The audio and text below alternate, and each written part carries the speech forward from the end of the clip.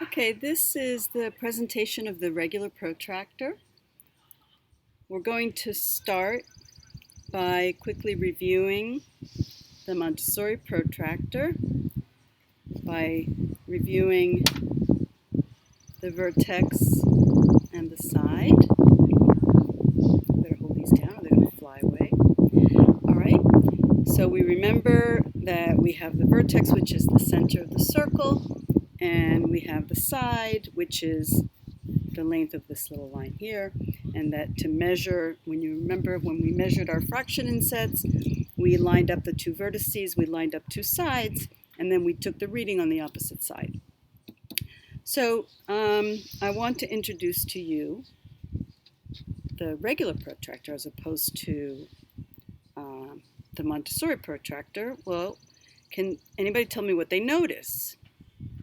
Okay, yeah, you're right. This is only half a circle, whereas this is a full circle. I'm actually going to place this way so the numbers line up a little better. So yeah, you're right. They both start at 0. They go by 10 degrees all the way to 180, and that's where this one stops because it's only half a circle.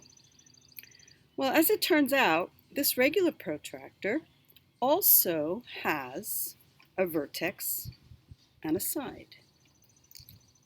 The vertex is actually right there. That funky little circle that you see there, that is the vertex. Okay, it almost looks like a target. Okay, and then the side of the protractor is actually right there. It's this line right here, or this line right here. This whole line is a side. Okay, now you're also going to notice that if we look at the top numbers, it goes from 0 to 180, but that there's another set of numbers underneath that, which goes from 0 on this side to 180 on this side. We're going to go into a little later why there are two sides. For now, we're just going to learn to use it by using the top numbers. Okay. All right, so all right, so let's get started. I have here the let me show you. I have the polygon drawer from the geometric cabinet. So here's my pentagon. I have all the way up to a decagon. And I also have my triangle drawer from the geometric cabinet. All right, and in this case I have my, it looks like it's my, I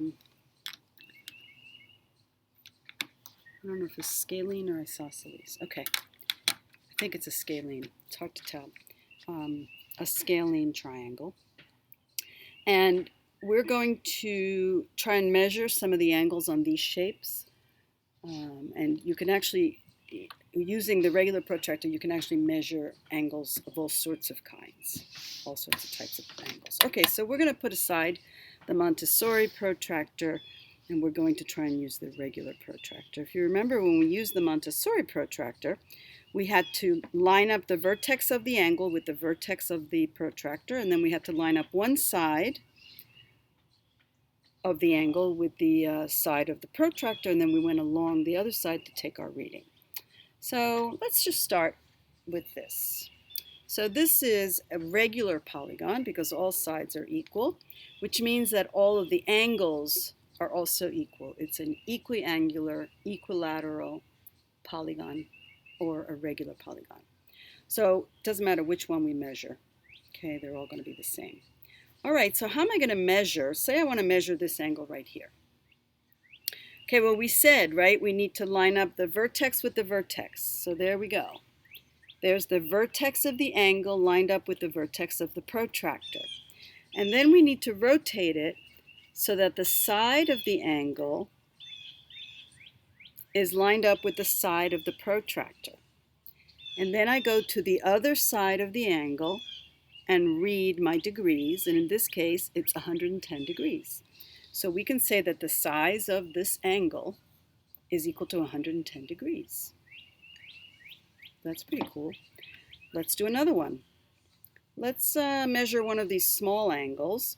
I'm going to line up my vertex with my vertex and my side with my side. And I'm measuring this angle here, so I'm going to go to the other side to take my measurement. It looks to be about 32 degrees or so. 32 degrees. Okay, and you'll get really good at measuring this after a while. It takes a little while to get used to. All right, so that's 32 degrees. This one's obviously going to be a bigger angle. Let's see. Vertex to vertex, side to side. I go to the other side to get my reading, and I get, it's like 108 degrees. Okay, 108 degrees. So in this manner, you can measure any angle that you want.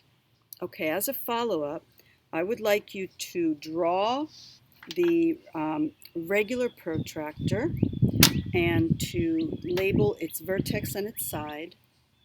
Okay, put in your numbers. Just put in your top numbers that go from 0 to 180. And then I would like you to, let's say, measure at least 10 different angles from the true drawers, the polygon drawer, and the triangle drawer from the geometric cabinet. Okay.